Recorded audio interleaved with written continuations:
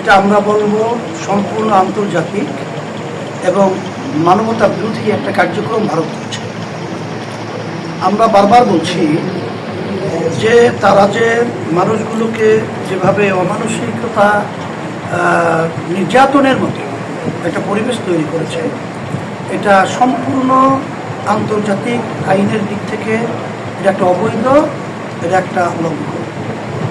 আমি বিশেষ করে আমাদের বাংলাদেশের বিজেপি যারা রয়েছে আমাদের সম্মানিত, আর আমাদের বাংলাদেশের বিশেষ করে বর্ডারের কাছে যারা রয়েছে তারা যে ভূমিকাটা পালন করেছে, এটা বিশেষ করে আমি ইসলামী আন্দোলন বাংলাদেশ এবং আমি ইসলামী আন্দোলন বাংলাদেশের আমিরের পক্ষ থেকে তাদেরকে আমি অসংখ্য ধন্যবাদ জানাই। আর ভারতকে বিশেষ করে আমরা বলবো যে আপনারা এরকম আন্তর্জাতিক আইন বহির্ভূত এই ধরনের আচরণটা আপনারা কেন করবেন? আপনারা দুই দেশ বসতে পারেন, প্রয়োজনে আন্তর্জাতিক জাতিসংঘ রয়েছে, সেখানে আপনারা আলোচনার মাধ্যমে সুন্দর একটা পরিবেশ তৈরি করবেন। সেখানে আপনারা যে পরিবেশটা তৈরি করেছেন এর মাধ্যমে তো দুই দেশের মধ্যে একটা বন্ধুত্ব সুলভ যে আচরণটা সেটা নষ্ট হয়। এটা আপনারা করবেন না, এটা বিশেষ করে আমরা ভারতকে অনুরোধ করছি।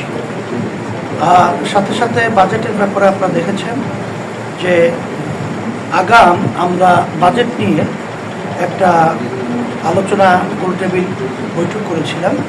সেখানে আমাদের অবস্থানটা, আমাদের ভাবনা সেখানে আমরা পরিষ্কারভাবে তুলে ধরেছি। সেখানে আমরা এটা বলেছি যদি রক্ষক ভক্ষক হয় তাহলে আমরা যত ধরনেরই বাজেট পেশ করব আর যত ধরনেরই আমরা আলোচনা করব এতে কোনো লাভ ফল হবে না।